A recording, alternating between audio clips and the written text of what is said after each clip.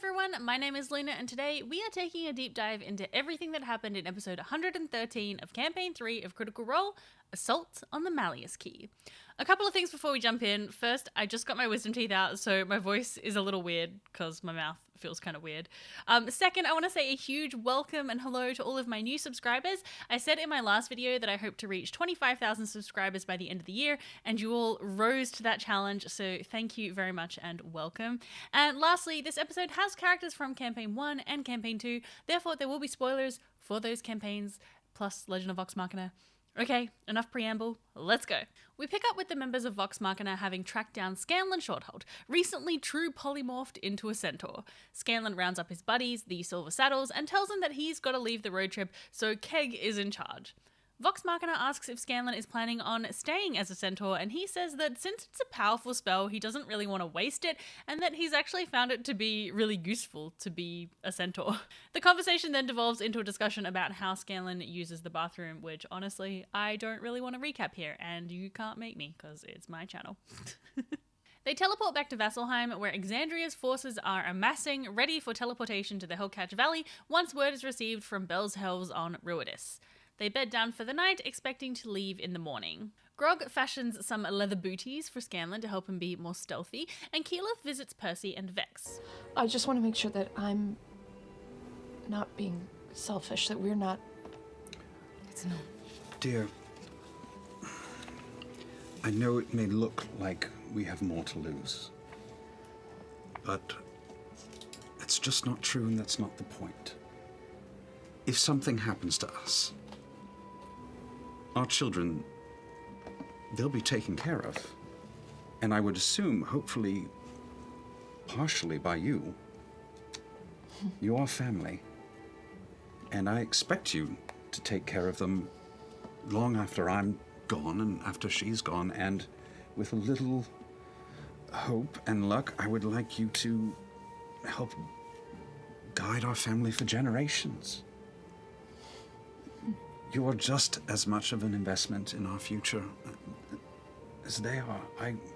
So just to explain what Percy said a bit, for those who haven't seen Campaign 1, high-level druids have a feature called Timeless Body, which says that for every 10 years that passes, their body ages only 1 year. So Keyleth is going to live for like 900 years probably, maybe longer, and it's going to have to say goodbye to her friends.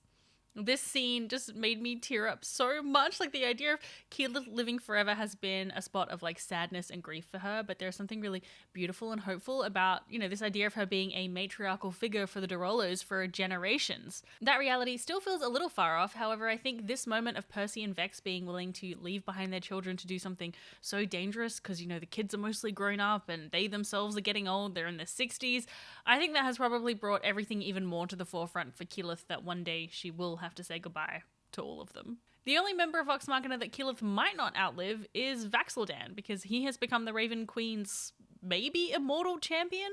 Vax and Keyleth were a romantic couple, and so even though she's angry every day that he was taken from her, at least they're both gonna maybe live forever.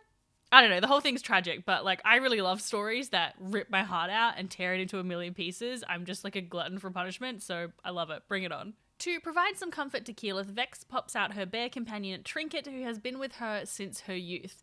It sounds like right now Trinket mostly spends time in this magical necklace which Vex has, which essentially functions as a Pokeball. She can just kind of bamf Trinket in and out of it whenever, and if he stays in there, it extends his life, which honestly, I'm not sure how I feel about that one. But yeah, anyway, she sends Trinket to be a snuggle buddy for Keyleth. Meanwhile, Scanlan visits Pike and Grog's room, where Scanlan apologizes to Pike for not reaching out, but she says that they don't owe anything to each other. You're dating, and I'm sure you're you know, man about town, and... Well, I just... No dating. Why, have you been dating? I mean, I haven't closed up shop yet. Are you seeing someone? Not really. I'm not really. No, I'm not. I don't know. Sometimes, yes. Now I want to know who Pike's been dating. Has she actually been dating someone, or did she just say that to make Scanlan feel something? They discuss their kids, Junie and Wax, and how they're both doing well at seminary and at school. You know, I was really glad to hear them discuss the kids, because I kind of wondered if the other cast forgot that they had kids. likely because we've never actually seen them in a game. They were introduced into their lives through the setting book Tal'Dorei Reborn, because it was like a lot of emphasis on Vex and Percy's kids and, that sacrifice. But Scanlan and Pike also have children. Scanlan has Kaylee from a previous partner, and together they have Juniper and Waxeldan. They are also risking leaving their children behind just as much as Vex and Percy. Hopefully one day we will get to meet Junie and Wax. I think there's like enough kids now of the campaigns that we could have like a kids one-shot or something, even though some of those kids are older. And I don't know, I feel like that would be really fun. Pike offers to let Scanlan stay in a separate bed, and they all go to sleep. Scanlan somewhat awkwardly on the bed since he is a centaur. As the morning breaks, Travis reflexively rolled a death check for Chetney despite playing Grog, and he rolled 000s. If there had been Chetney and he followed his own rules, he would have been dead. Can you imagine if Chetney died this late in the campaign? Like, I know FCG was pretty late, but this is like really late. That was wild. Hopefully that means though that role is out, like it's out in the universe now, so Chetney's not going to get that role. Hopefully. As Vox Machina head to the Heaven Stair for a meeting of Exandria's leaders, they pass all of the forces that are amassing. There are soldiers from Singorn, which is an elvish city where Vex and Vax's father lives and where they also spent some of their youth. There are troops from the Kryn dynasty in Wildmount, the Pale Guard and Rifle Corps of Whitestone, which are two armed groups usually led and governed by Vex and Percy. There are forces from Uncarel in Marquette, led by Jamon Saord. There's the Stratus Throne and Ashanador, the Ashari with an army of conjured elementals, and the Judicators of Vasselheim. Basically, everyone is here. They meet with Allura, who tells them that the time has come for the attack to begin, and the plan is for Vox Machina to fly into a summoned storm above the Malleus Key site, where they'll be dropped down to the key, hopefully before the Vanguard's forces can respond. The Coven of the Veil, the leaders of the Matron of Raven's temple, approach the group led by Levitel, who is once again played by Liam O'Brien. Well, looked for or no, Raven's crest means to have its hand in this day of consequence. Liam first played Levitel in the Search for Grog one-shot, which is where she met Travis's character Sir Bertrand Bell, and the two formed a romantic relationship. She carries a small silver bell around her wrist, which was a gift from him. Levitel says that the matron will no longer abide her champion being used as a pawn in Ludinus's plans, and if they can get her close to the Malleus Key, the matron will be able to enact her plan. The High Hierophant of the Wild Mother's Temple, Ophira, then addresses the crowd. Just as this city has never fallen, our faith will never waver. Our shields will never crumble, and our spirits will never wane. You are all chosen as holy warriors this day.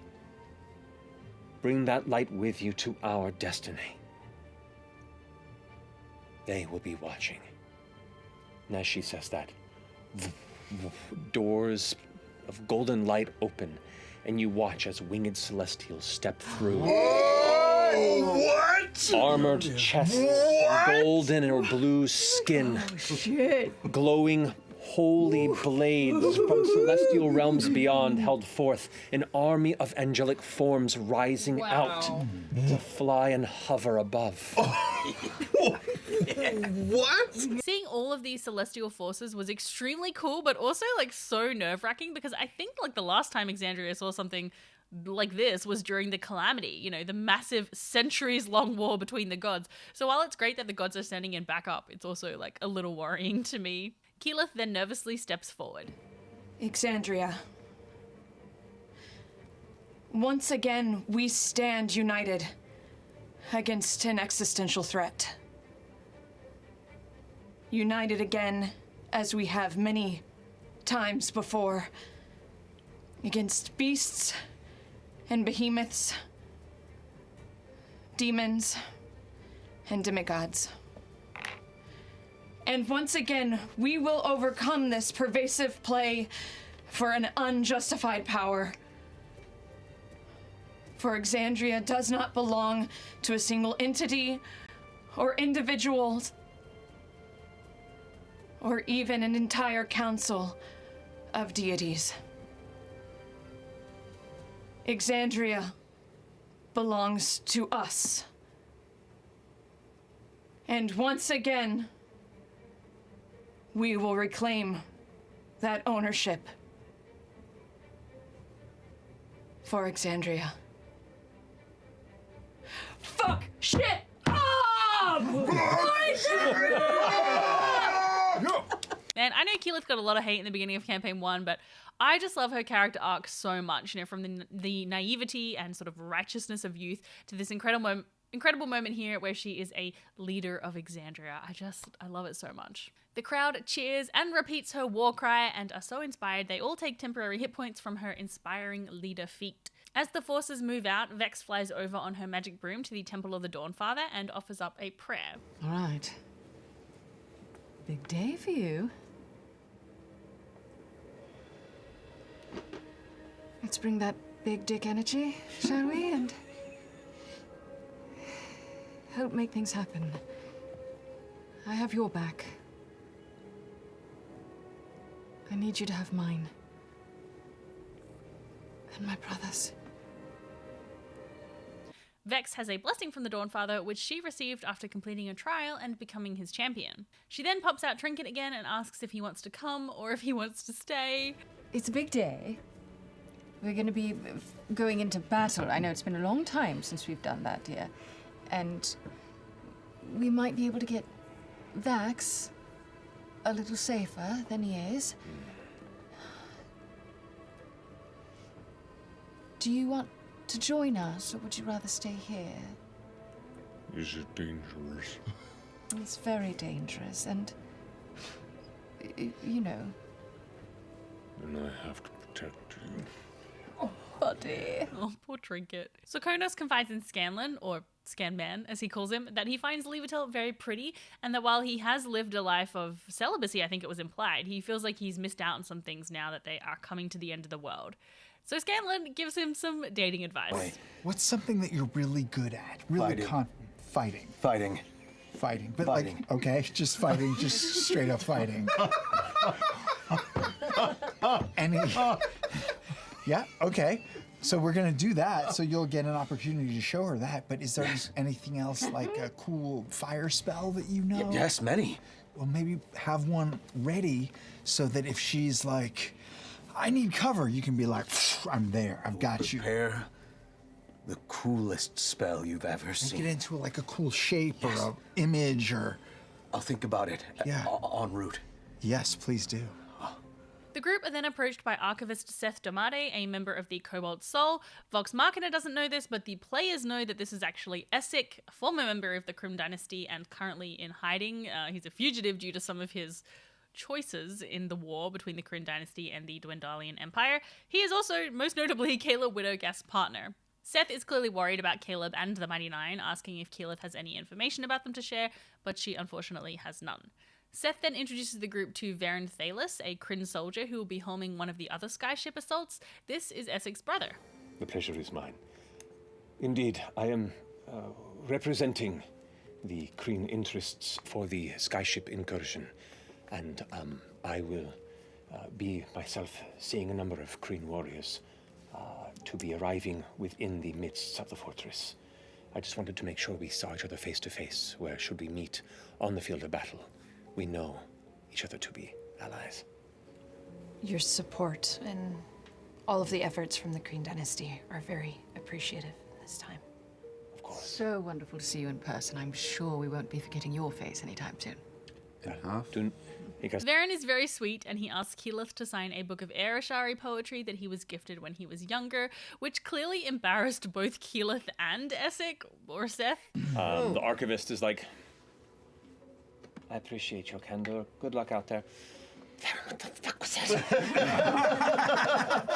This was a really fun moment because we haven't actually met Varen in a campaign before. You know, we've heard about him mentioned, I think it was in the campaign 2 like epilogue, and he's also in Explorer's Guide to Wildmount and Call of the Netherdeep as an NPC. So it was really just nice to see him in the world. Essek has often had a very serious or stoic front to him, especially in campaign 3 where he's sort of, you know, meeting new people. So it's funny to see how family brings out that like different side to him. Well, family scenes aside, it is now time to head into battle. The war horns sound in the city as everyone gets ready to move out. And as Matt described all of the forces moving out and the war horns sounding and the beacons being lit, like I got actual goosebumps. If we ever get an animated show for Bells of Hells, this scene is just going to be so good. In a panic, Vex turns to Percy to ask if they have made the right choice. Go over and I stand in front of Percy and I give him a kiss. And I just get really close and I go, the children, they'll be safe. This is the right choice. This is the right choice. They'll be better than safe. They know what they're doing. They're leaders. In the worst case, they're going to save them all. We did very well. We did very well. Let's go save your brother. Okay. I love you. I love you. The Drollos better live through this, Matthew Mercer. Percy also checks in with Keyleth, telling her that he will follow her to the ends of the world, and the two share a quick drink for courage. To prepare for the upcoming fight, Levitel casts Power Word Fortify on Keyleth and Vex and herself, giving them a huge boost of temporary hit points, as well as Death Ward. She then is escorted onto their skyship by a nervous Sokonos. Flame, speak of your arm, please. I believe it's time to board our ship. She always gets lucky with whoever is with our group. Damn, she's creepy. She's got some game. Yep.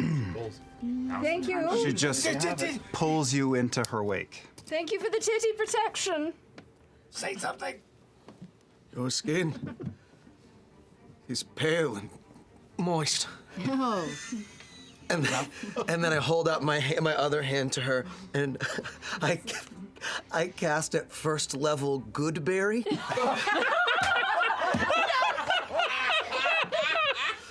And in my hand, 10 tiny berries just go. And my hand fills with a little sad handful of berries. May this protect you on our battle. She curls her fingers over the berries of your hand. You are a beautiful, beautiful boy. I love that in the short appearances Levitel has had, she has immediately started flirting with someone. And I wonder if this is like a deliberate choice from Liam rather than just like a fun choice, since being so intimate with the goddess of death is a little morbid and creepy and dark. But being so close to death all the time could also have given Levitel the perspective of how short life is and how every moment should be enjoyed and savored and, you know, maybe shared with others. I really hope we get to see some more chemistry between the very confident and forward Levitel and the awkward and nervous Sokonos. It's very fun to watch. The skyship is, of course, captained by none other than Captain Xandis, who I think is an absolute legend for going back into the Hellcatch Valley after what happened last time they were there, and I'm just so happy that we are seeing more of them after they were missing for so long. The ship sails through the sky into a huge portal in the sky, directly into a massive storm over the Hellcatch Valley, along with giant dragons and other skyships ferrying troops. The storm is then magically parted by some nature magic. There are these giant green hands, and I don't think it's said, but are these the hands of the Wild Mother? I don't know, it's kind of giving Downfall vibes, or perhaps it's just some like high-level magic cast by Ophira and the other members of the Wild Mother's temple. The gap in the storm gives Vox Machina a view of the battlefield below, where there are swarms of soldiers and mechanical constructs clashing. As they fly through the storm, blasts of energy fill the air from the siege defenses surrounding the Malleus Key, and they are pursued by 3 creatures with red leathered wings with a stalked eye in place of a head. These are creatures from Ruidus. The party trade blows with them successfully, holding them off. A siege weapon fires directly at the ship, and Xandis manages to pull out of the way. However, they see another ship in the distance get hit by one of the blasts, which is a dispelling blast that powers down the broomstone, keeping the ship afloat. It begins to plummet towards the ground, so Vox Machina quickly rally to save those who are on board, who happen to be a troop of soldiers led by Varen Thalis. Keyleth, Sokonos, and 2 other Ashari transform into wind elementals and use Gust to try and push wind into the sails to slow it down, while Vex ferries people over on her broom, and the people on Xandis' ship start throwing ropes over to tether the ships together and create a rope bridge. This backfires somewhat though, as Xandis' ship starts to get dragged down by the other one, so Scandalon sings Xandis a song of inspiration. Been thinking about me every day, oh, 'cause of my sweet little lasso. Be inspired, baby. I know that's that sweet SS, yo. Then it goes. It's hard to describe why it's so uplifting, but I can't help but feel incredibly ready to go. And this gives Xandis an idea to slam the 2 ships together to make it easier for everyone to jump across so that they can untether the 2 ships. Since they are now so close to the ground, Xandis calls to Vox Machina that now is the time for them to go, so they all leap off of the side of the ship and are caught in featherfall spells from 2 Vasselheim mages. As they float down, they get a better look at one of these siege towers and see that it is manned by someone behind a sort of magical shield, and the actual tower itself is being moved by a large stone automaton, which then turns to face them as they fall. Grog is hit by a blast of force damage, and both he and Pike, who is gripping onto him, spin out towards the ground, causing the whole group to land slightly off course. Levitel uses Word of Radiance to cast radiant damage at the pilot, pausing the assault for just a moment. Percy then follows this up with a shot from Bad News to the crystal orb the pilot is holding to control the blast, shattering it and rendering it inoperable. I'm so curious to know more about this Ruidian tech, because in a lot of ways it sounds kind of similar to the Aeorian tech that we've seen, and I wonder how much of a connection there is between the two. I think it's pretty safe to say that Ludinus has a good knowledge of Aeorian technology, and since he contacted the Weave Mind several hundred years ago, I wonder if he has been helping them with their technology development and genetic manipulation. You know, just as we saw in Aeor, they were doing genetic engineering, so it would be really cool if there was like a common link there. The group then all touched down onto the ground, finding themselves in the middle of the battle next to another siege tower, and they are actually some distance from the Malleus Key. So, they're all initiative. Vex is up first, and she activates her Blazing Blowstring, shooting a Ryloran Juggernaut. Scanlan inspires Serkonos and casts Reverse Gravity, sending all of the surrounding people bar one up into the sky.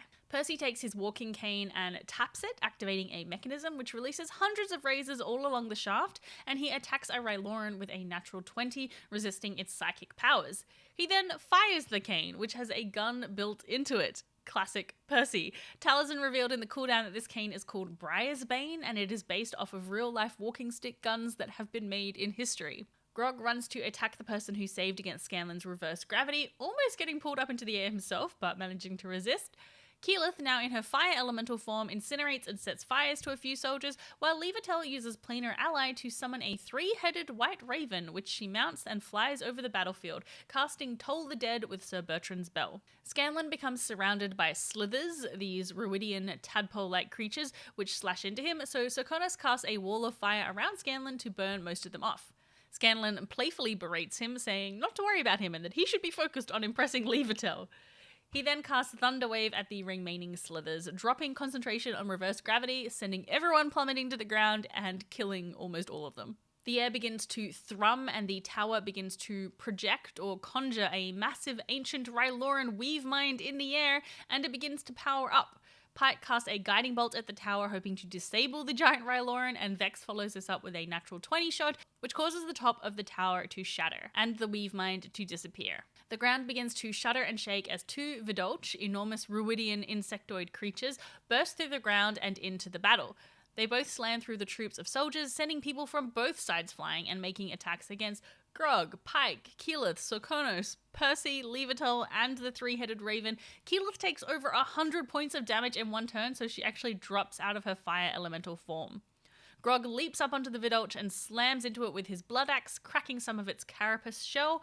Keyleth casts a firestorm with her Spire of Conflux staff and transforms into her earth elemental form. It's at this point that backup arrives as winged devils accompanied by Opal appear on the battlefield. One of them clutching a figure on its shoulder, which it drops off onto the ground. A woman in white hair with dual daggers out to the side, black pouring down her face, and multiple arms.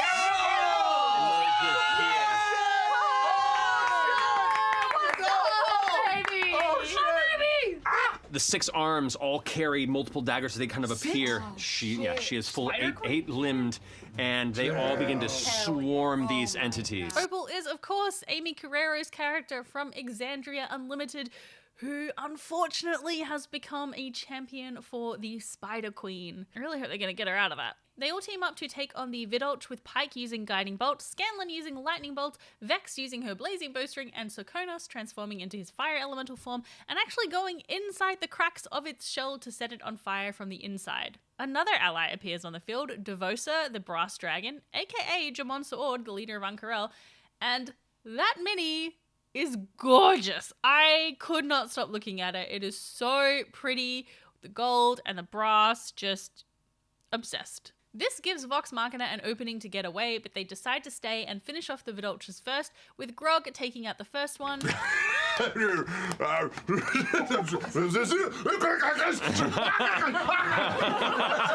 we go. Got it all. And Opal the second. Opal leaps in the air, hands out, and you watch as webbing seems to shoot out from the side of her jacket, from the inside of her boots, and kind of webs up the vudul beneath her, kind of like tightens it up. She lands on top and kind of curls on its back, and as she does, you swear you see these like mandibles curl out from the inside of her mouth, and all of her arms pierce into and underneath its armor right behind where the back of its neck and head is, and they all just carve through, and just in a spray of viscera from behind, the vudul immediately goes from struggling to just collapsing limp on the ground. She stands over it, like covered in its gore, and just kind of like breathes heavy. At which point, more Vanguard are rushing in this way behind where Percy is, and she just kind of says, Vox Machina finally dash off towards the core of the Malleus Fortress, ready to find Vax. This was such a fun fight to watch. Normally, I can kind of sometimes drift off a bit during combat and it doesn't always hold my attention that well. There was just so much going on in this one that it was really fun and engaging. You know, it was great seeing Vox Machina using some familiar abilities again, and also seeing that like high-powered level 20 combat. I really loved seeing Liam playing with a lot of new cleric abilities that I haven't seen much before. You know, I think it's always really difficult for a DM to represent a large-scale combat like a battle, but Matt really just did an excellent job of walking that line between allowing the dice to determine the fates of the opposing forces, but not having it drag out the battle too long. You know, definitely something I'm going to keep in mind for my own games. Oh, and I quickly got to bring up Sam's tankard. 12 hours? Yeah. Like, how fast are we arriving? Oh my god, is this the OG? Oh no! "Oh no, it's so weird in there! It's so weird in there! Oh god, I looked into the abyss. I looked into the abyss." This was his beverage receptacle from campaign 1, and it got very nasty and gross over the course of the campaign, so I was really relieved to see that he wasn't actually drinking out of it. Let me know in the comments what you think is going to happen next episode. I think we're probably in for a lot more combat, but if it is as exciting as this episode was, I don't mind at all. I also think that we might see the matron's power come into play through Levatel, and hopefully we are in for a very emotional reunion with Vasselheim.